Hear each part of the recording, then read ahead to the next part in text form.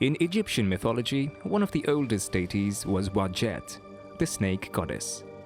At first, she was the patron goddess and guardian of the Nile Delta, but later on she became associated with kinship, being the one who protected and guided the pharaohs and queens of Egypt.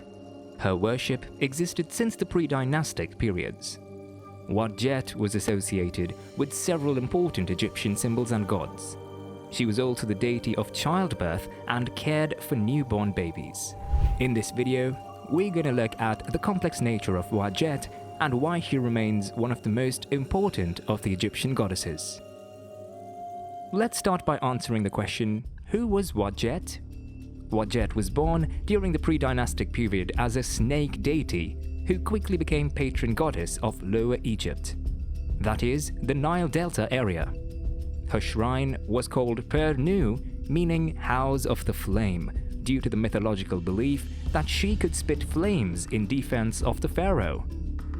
In some myths, Wadjet was said to be the daughter of sun god Ra. She was also said to be the wife of Hapi, the god of the Nile River. Wadjet gained more popularity and fame after the unification of Egypt when she and her sister Nekhbet became the patron goddesses of the kings. Wadjet was a powerful goddess who protected and guided the other gods as well as the Egyptian royal family. She was typically depicted as a serpent goddess, which refers to her strength, power, and ability to strike the enemy. Sometimes she would also appear in iconography as a cobra with a lion's head, and of course as the Eye of Horus.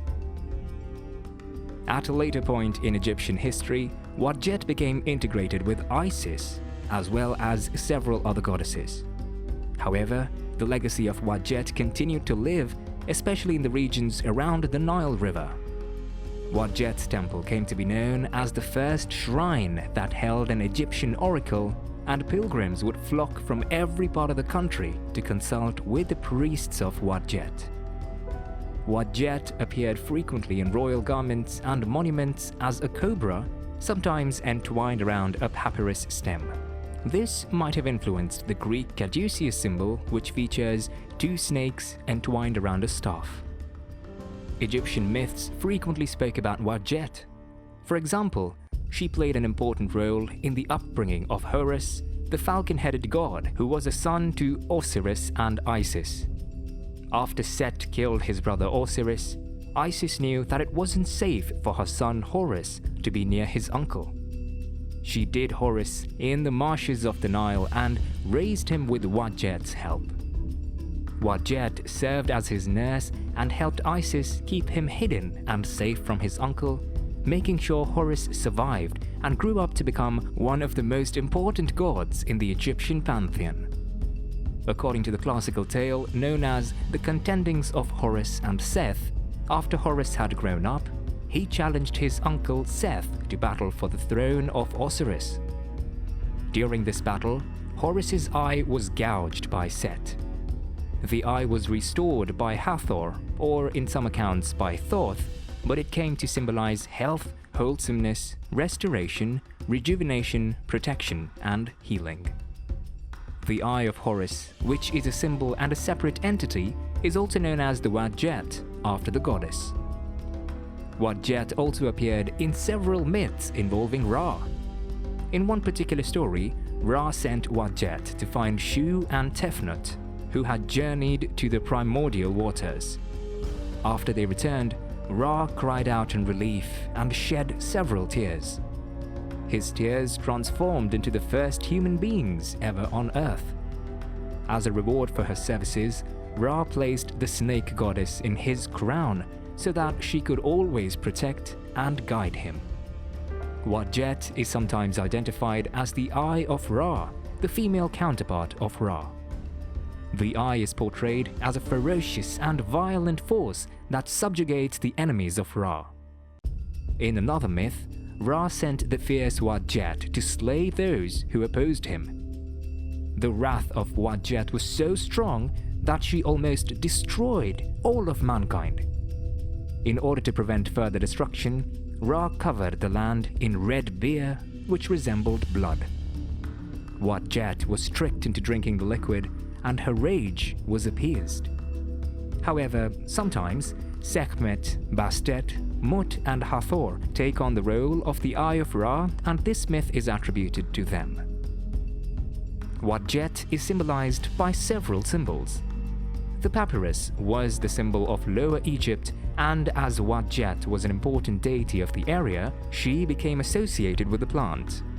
In fact, the name Wadjet, which literally means the green one, is very similar to the Egyptian word for papyrus.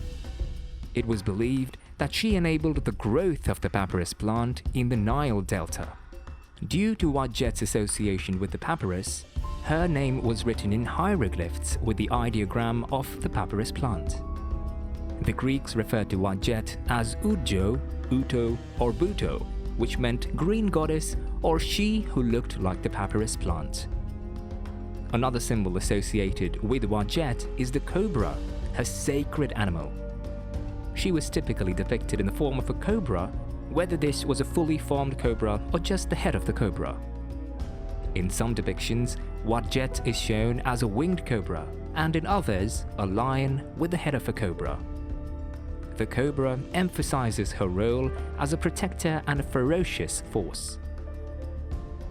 The Ichneumon, a small creature similar to a mongoose, is also a symbol of Wadjet.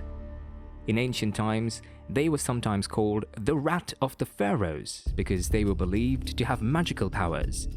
However, this is an interesting association, as Ichneumon are traditionally regarded as enemies of snakes, and as Wadjet is the snake goddess, we aren't really sure how this works out.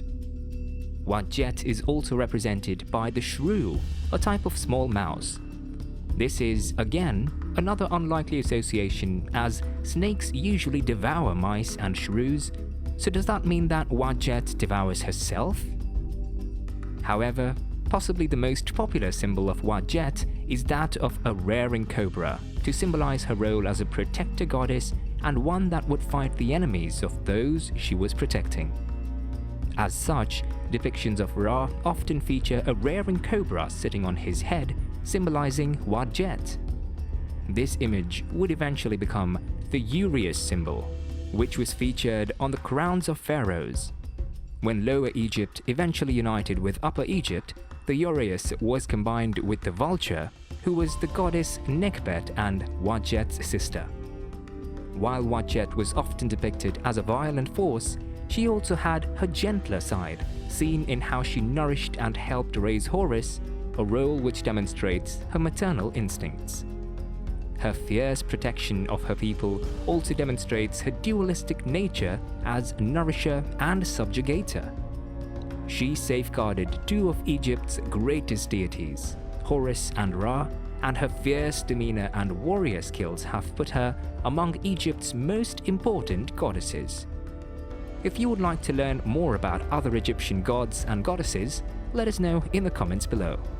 Also, if you enjoy this type of content, hit the like button and please consider subscribing to our channel. To receive regular updates on our new videos and news, click the notifications button. And as always, thank you very much for watching.